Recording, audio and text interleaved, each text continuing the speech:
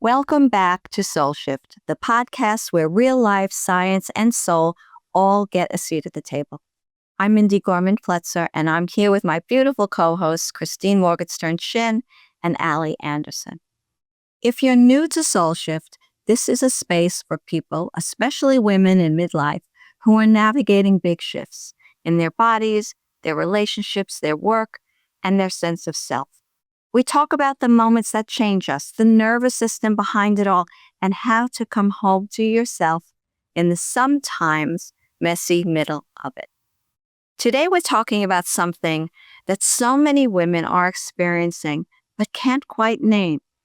That bone-deep exhaustion, that feeling of running on empty no matter how much sleep you get, how many supplements you take, or how hard you try to push through.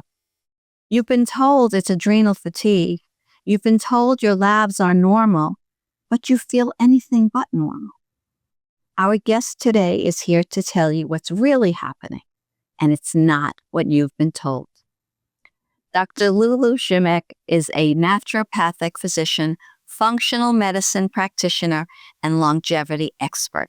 As the creator of the REWIRE and SOULWIRE methods, she helps women move beyond symptom management into root cause healing that honors the science of the body and the wisdom of the soul. Her work bridges advanced functional medicine, mitochondrial repair, hormone recalibration, nervous system regulation, all with the deeper transformation true healing requires.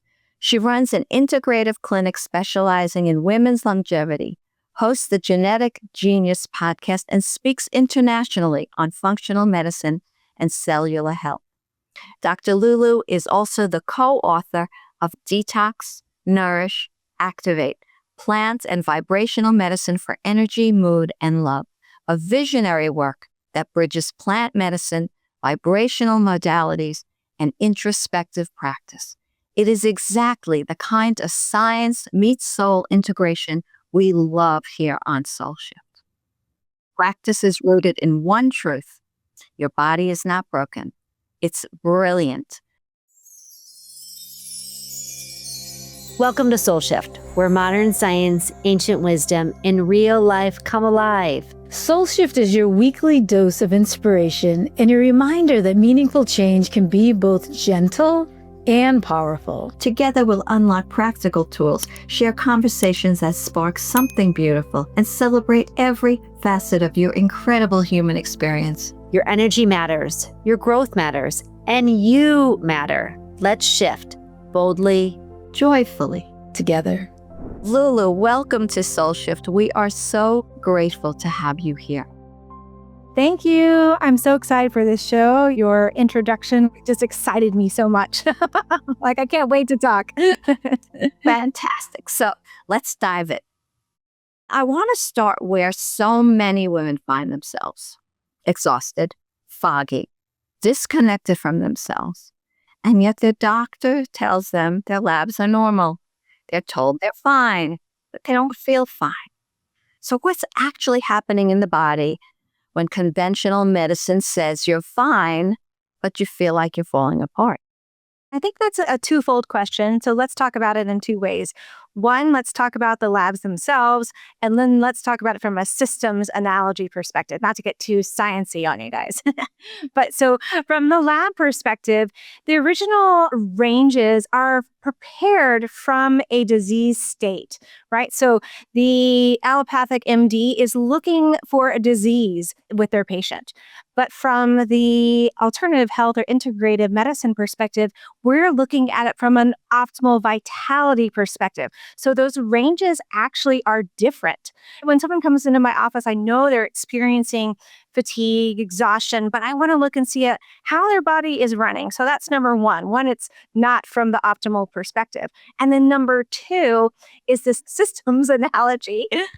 And when we look at the systems of the body, so typically in our traditional medicine, we look at it from a disease state. So you have this disease, we're going to treat it this way.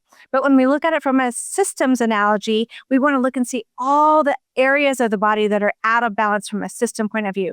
Let's say, for instance, the adrenals, that exhaustion is the front runner, but what's in the background. So maybe we have the thyroid is in the background. Maybe it's actually the gut and the hormones. So we want to look at it from a systems point of view. So I think what's being missed is those two things. One is the optimal lab range, and then also the systems analogy. Yeah. And as we've learned as functional medicine practitioners, all systems are connected. That's right.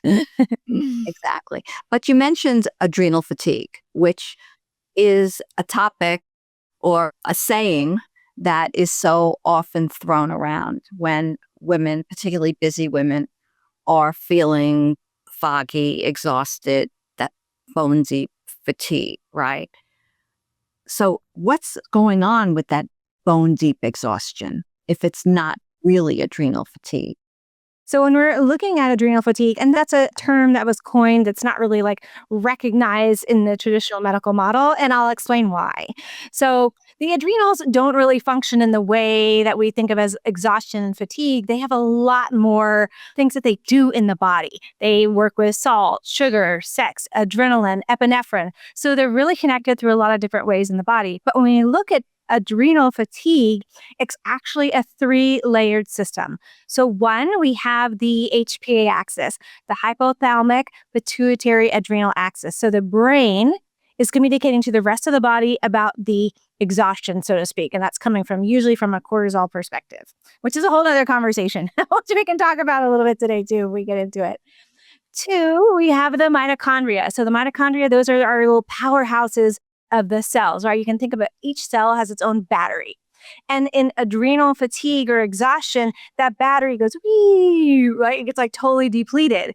And so what happens is when the cell is going to make another cell, right? It's replicating and telling the body what to do. It then makes a new cell with that same depleted battery. So when we're trying to then heal the body, from the perspective of adrenal fatigue, we're missing the whole energy mitochondria, the actual cellular dysfunction that's happening. So that's the second one. And then 3 is the nervous system. So when we're thinking about adrenal exhaustion or fatigue, we have to think, well, why did it happen in the first place? It's usually because the body is in the sympathetic drive, right? It's in fight or flight mode, and it's not in a safe place anymore. So we have to look at the whole body from that soul perspective, as well as that nervous system perspective. Why is the body in this fight or flight mode? Why don't they feel safe in a place of healing? And really look at it from that emotional level. So story matters. Yes. Dr. LuLu, I like that you mentioned the nervous system, and I think it's so important because safety, I feel, and it sounds like you do too, it's vital to our healing. I mean, it has to be there. Yes. It's a spin cycle, right? So can you help us understand this relationship between, say, chronic stress, the nervous system, and then mitochondria health? And especially for women in midlife, because, everything shifts, right? And I think a lot of women that are hitting midlife, whether it's premenopause or menopause, they start getting confused because all these different symptoms pop up and they're not connecting the dots, right? Sure. So your question is about how the mitochondria are then related to the nervous system themselves. Correct. So when we think about the body, let's say we're a woman, we're in our 30s, everything's going great. In quotations, everything's going great, but things start to shift, right? Maybe we have a family, maybe we're working harder, maybe we have a career, and then we start to move into this juggle phase. And so our body the nervous system starts to then understand like, okay, I need to start juggling things a little bit more. Maybe I need to be doing a multitasking as women we're great at, but we start doing it at this level where our body then starts to get overrun, right? So in relationship to that, as the body then moves into perimenopause and menopause, the nervous system and the hormones change, especially like with progesterone and depression, anxiety, estrogen, the energy our body is getting. And the mitochondria are fueling that hormonal piece. Does that make sense? So they're coming behind it and giving the body the fuel. But if we're in a juggling state, just basically like a clown in the circus, right? We're trying to juggle everything. Then that energy signal that the body has been giving us changes. So we're expecting the same energy output to a body that has now been living in a depleted state. Got it. Thank you for talking into that, because I think it happens time and time again. It's a common story, at least that I hear with my clients. They're just frustrated because they're not connecting. Why am I feeling this way, right? They think something's broken. And I've read that you've said that fatigue isn't, a malfunction or something horrible. It's actually intelligence because, your body's not broken. It's brilliant. Can you expand on that from that fatigue standpoint? Like, what is fatigue actually communicating to us? So a lot of women, I think we were just talking about being in that over-functioning state, right? And so we've been functioning at a higher level. And then when something shifts, especially in the hormones as we age, and we've been running on this low battery, we start to feel that broken sense within our body because we're not functioning at that level anymore that we used to. And then society has this image of us, right? That we should be functioning in a specific way. So I think that's one of the big pieces that we see is that women are told that they're in this broken sense because of how society has shaped us in this model. And then we start to feel it within ourselves as well. I should be functioning in this specific way. Why am I not functioning like I used to? And then that support system also starts to fail because we don't have the same voice, right? We feel ashamed that we can talk about how we're feeling. How am I going to tell my husband that I don't have the desire to have sex anymore because I'm so tired? I'm juggling all these things. Or how can I tell my friends I don't want to go out with them? Like the shame starts to really shape that underlying physiology. And yeah, I think that the shame, the guilt, the blame, then that's going to affect our physiology, right? And it's going to compound it and it's going to shift our energy and it'll unfortunately make things worse. So I'm glad you're here to educate our audience so they know that they can become empowered and shift things back, right, to a more vibrant state. So thank you. Dr. LuLu, I loved your explanation, and I wish I would have had you 16 years ago, something I shared a couple podcasts ago when I was 36 and just pushing like I pushed when I was 28, right, and 29, and thought I could keep going at 36, but all these hormones are changing and life is changing, and my body really just completely crapped out on me, is the truth. I wish I would have had that intelligence when I was a little bit younger about how the body just needs some love, right? Needs some TLC, especially as we're going through these changes. And something I love that you talk about is bridging the labs and the longing. And I love that phrase, the labs and the longing. I've never heard that before, but I loved it when you said it because I felt like it aligns with so much what we do here on SoulShift. And how I was sort of interpreting it is we care about what's happening in our body. We care about the data, all of us, but we also want to understand what are our bodies asking for? What are our hearts asking for? What are our souls asking for? And sometimes it's hard to listen to that piece, especially when we're told the data is so important. So I would love for you to unpack a little bit about what the labs and the longing means to you and why is it so central in the way that you practice? Yes, I love that kind of like thought process because I think a lot of women, one, as we talked about that lab component, we're intelligent beings, right? We want to understand the data behind something. But then also we have that longing deep within us about who we used to be, right? It's like, wow, I want to be, like you said, that 28-year-old woman, right? I want to be that person. I long for them. But then how do we reestablish that connection? And I like to think of it like we can't really like meditate our way out of mitochondrial dysfunction, right? And we can't supplement enough to get ourselves out of longing for the way that we used to be.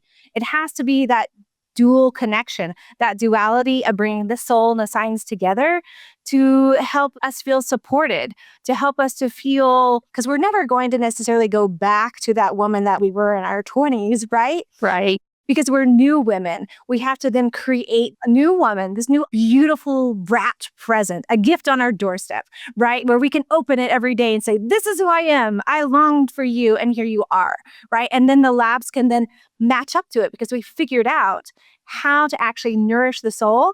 And then the cells then respond from that nurtured, like, thank you. They're singing in the background, right? I love the way you explain that. And it's all about listening to the body, right? And what the body needs. And if we just pay a little bit of attention, then we can get exactly what we're longing for. And I love that you brought up, we can't supplement our way out of a life that's really just depleting us, right? And we can't meditate our way out of mitochondrial dysfunction. And I, for one, will say that I've tried, but it doesn't work. And so I love that you bring that up and that that's really the way that you practice. It really is both biology and soul when it comes together. Yes. Lulu, you have a practice that you call safety before strategy.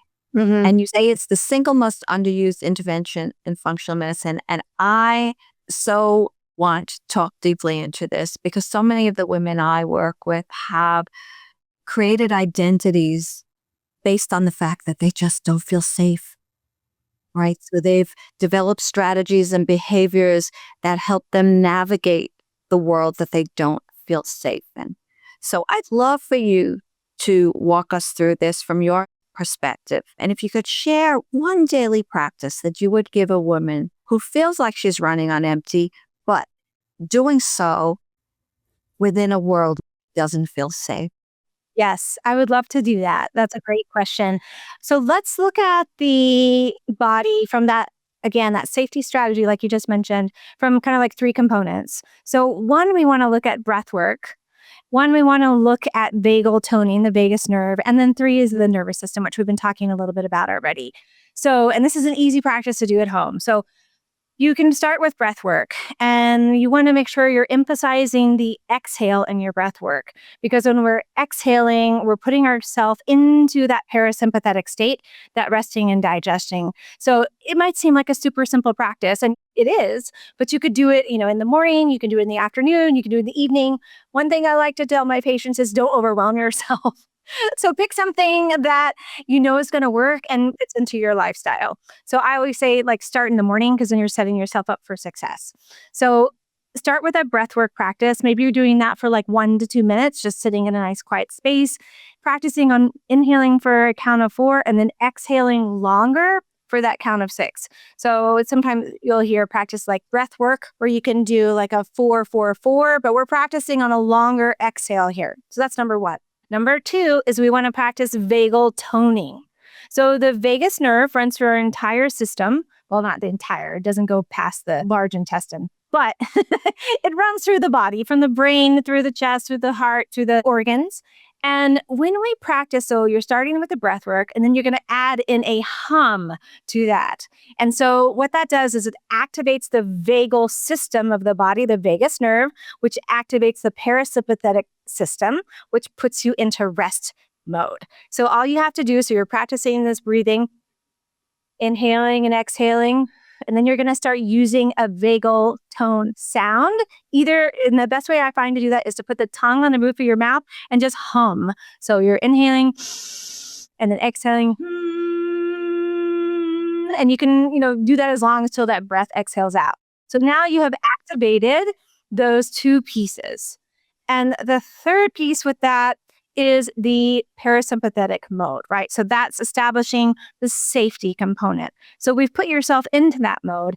Now, how do we stay in it? What's the strategy? Right? So when it comes to the strategy component, I mentioned picking a time that is good for you to be in that mode, and then I like to say bring in a piece of paper, a phrase, something that you're writing down, basically a brain dump of why you're in this state of sympathetic fight or flight. 1, and then 2, write down the space that you want to be in the parasympathetic. Just a quick thing. So you're ending it with I say you're I'm so stressed that all I do is yell at my kids. Maybe that's your piece. Okay, then how am I going to rephrase that so that I'm in a relaxed and parasympathetic state? I'm so relaxed with each breath that I take. I give my kids love in every moment. Something that you can help reframe. So basically what we're doing is we're rewiring the neurons in the brain to fire in a new way. And that's really key. So that's number 3. It's about retraining the brain to help us to think in a new way. So you can write it down and then say it verbally 3 times. And then that's going to help reset the system to retrain the body to feel safe.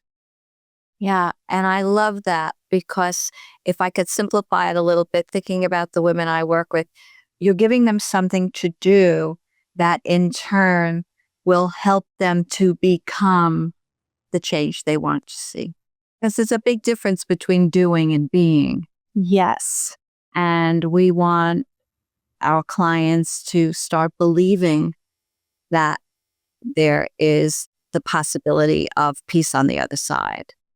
Yeah, and that can be a really hard place to be if you're functioning at a high level of stress. So another piece of that is I talk a lot with my patients about creating their vision, right? And so if you're in that state, your story, right? That story is very opponent. So if you're in a state and the only story that you're speaking is I'm stressed, I'm exhausted, I'm fatigued, I can't sleep, I have hot flashes, whatever that story is, you have to rewrite the story.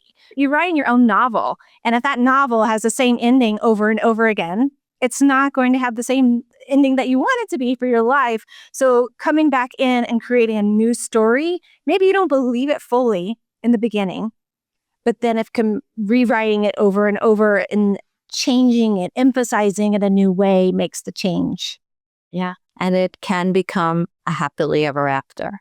So what would be the one truth that you would most want the woman who's listening, who's exhausted, she's been told she's fine, she's pushing through, but barely surviving? What would be the one truth that could come out of this practice for her? Yeah, I think it goes back to what we were talking about earlier, is that your body is not broken, but it's brilliant. And I think that we forget that inside ourselves, our body is running on automatic all the time behind the scenes. It's this brilliant machine, right? And I think if we know that our body has the innate intelligence to function on its own, especially when we give it the fuel, the right fuel, whether that's through meditation or through yoga practice or the supplements or the lifestyle changes. And we have so many different ways to give the body fuel. But if we really can change the mindset that our body's not broken and that instead we have this brilliant tool that we're working with on this planet, right? And we've all been put here. We're like that brilliant purpose. And so if we can remember that key thing, like wake up in the morning, maybe that's your new mantra, like I'm brilliant when I wake up in the morning instead of I'm broken, I think that will change ourselves, but also ripple out into all our family, friends, and community. That's a beautiful truth. Thank you for that. What I love that you're sharing, Dr. Lulu, is that your safety before strategy, you're teaching everyone to feel first. And you're teaching them to go within, and then you're teaching them to create a new story with these new words that they're saying to themselves. And, a lot of people think that they can think or talk their way out of stress or anxiety or overwhelm. And you're giving them a new tool that, no, this is not the way. Come over here, feel first. And then I love you with the 3 mantras because they're shifting. I like how you explained it because people don't need to understand all the science behind it. They just need to know the simple steps. And I think that was just articulated really beautifully. So thank you for sharing that. Lulu, as we begin to wrap up, I've been sort of taking away your messages, which I think are just so beautiful. And I kind of took away 3 takeaways that I'm learning from this conversation. I want to reiterate them to you and see if there's anything you want to add. So 1, I heard you say adrenal fatigue. The body's not failing. It may just be the body's letting us know that it's trying to keep us safe and trying to communicate to us that fatigue is letting us know that something needs to change. We're not crashing, but we need to change something. And 2, the one that keeps coming up over and over again, safety comes before a strategy. The body must be safe before another protocol, another supplement can really do what we all hope it will do. And we don't just need to keep throwing that at us.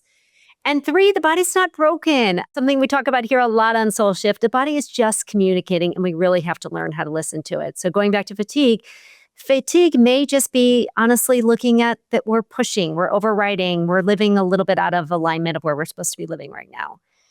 I really think that is a beautiful way of summarizing the bridge between the labs and the longing. Mm-hmm. And I wanted to see if there's anything else you'd like to add to make sure our listeners walk away with. Great summary. I loved it. Yes. When you were talking about the 3rd aspect, one thing that came to my mind that we didn't really talk about You mentioned the word communication. And I always like to talk to my patients about the switchboard analogy, from the movies, right? And so we're at the switchboard, and, if you're listening, you don't know what this is. This is how they used to have a long time ago, how they would communicate, right? So this would go here, that would go there. So I think of our body, what happens in the overload is that switchboard is completely filled in, right? It's trying to communicate on overload, every single thing, all at once.